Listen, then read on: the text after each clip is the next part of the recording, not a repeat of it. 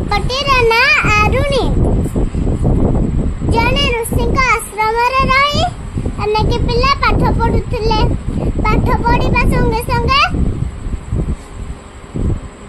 ଆଶ୍ରମର ଜମି ଚାଷ କରନ୍ତି ଓ ଗାଈ ଚରାନ୍ତି, ବଣରୁ ଫଳମୂଳ ଆଣନ୍ତି। ଦିନେ ଗୁରୁଜୀଙ୍କ ପାଖରେ ବସି ପିଲାମାନେ ପାଠ ପଢୁଥାନ୍ତି। ଏହି ସମୟରେ ବହୁତ ଜୋରେ ବର୍ଷା ହେଲା। ବର୍ଷା ଜୋରସେ ଲାଗି ରହିବାରୁ ଜମିର ହୁଡ଼ା ଭାଙ୍ଗି ଜମି ଭିତରେ ପାଣି ପଶିଗଲା। ଗୁରୁଜୀ ଆରୁଣୀ ବୋଲି ଗୋଟେ ଛାତ୍ରକୁ ପାଖକୁ ଡାକି କହିଲେ,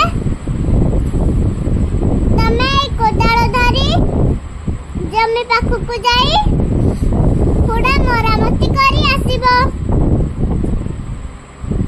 ଆରୁଣୀ ଗୁରୁଜୀଙ୍କ କଥା ମାନି ହୁଡ଼ା ପାଖକୁ ଗଲେ।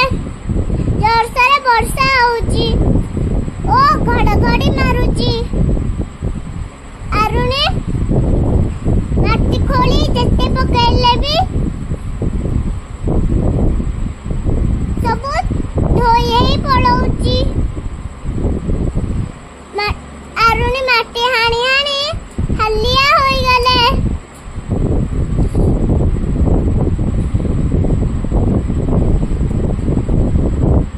କିଛି ଉପାୟ ନ ଦେଖି ଜମି ମୁହଁରେ ଶୋଇ ପଇଲେ। ଶୋଇବା ଯୋଗୁ ତାଙ୍କ ଦେହ ଥଣ୍ଡା ଶୋଇବା ଯୋଗୁ ଗାଈ ମୁହଁରେ ପାଣି ବନ୍ଦ ହୋଇଗଲା।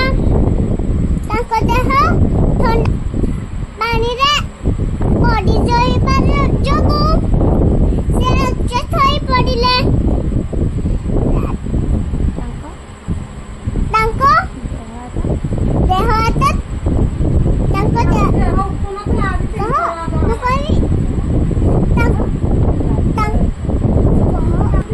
ତାଙ୍କ ଦେହ ହାତ ଥଣ୍ଡା ହୋଇଗଲା।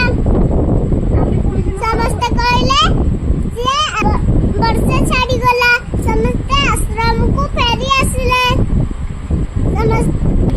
ଗୁରୁଜୀ ଆରୁଣୀଙ୍କୁ ଖୋଜିଲେ।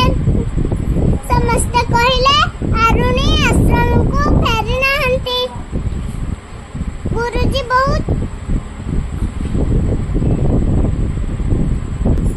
ବ୍ୟସ୍ତ ହୋଇ ପଡ଼ିଲେ। ଗୁରୁଜୀ ଲଣ୍ଠନ ଧରିକି ଆରୁଣୀଙ୍କୁ ଖୋଜିବାକୁ ଗଲେ। ଜୋରସରେ ଡାକିଲେ, ଆରୁଣୀ, ଆରୁଣୀ, ତମେ କୋଉଠି ଅଛ? ଆରୁଣୀଙ୍କୁ ଶୁଭିଲା ନାହିଁ। ଆରୁଣୀଙ୍କୁ ଶୁଭିଲା ନାହିଁ।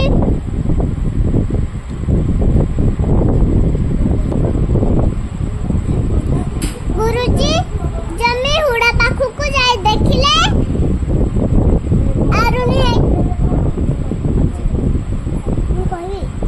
ଆରୁଣୀ ହେଟେ ଅଚେତ ହୋଇ ପଡ଼ିଛନ୍ତି। ତାଙ୍କ କାମ ଦେଖି ଗୁରୁଜୀ ବହୁତ ଖୁସି ହେଲେ।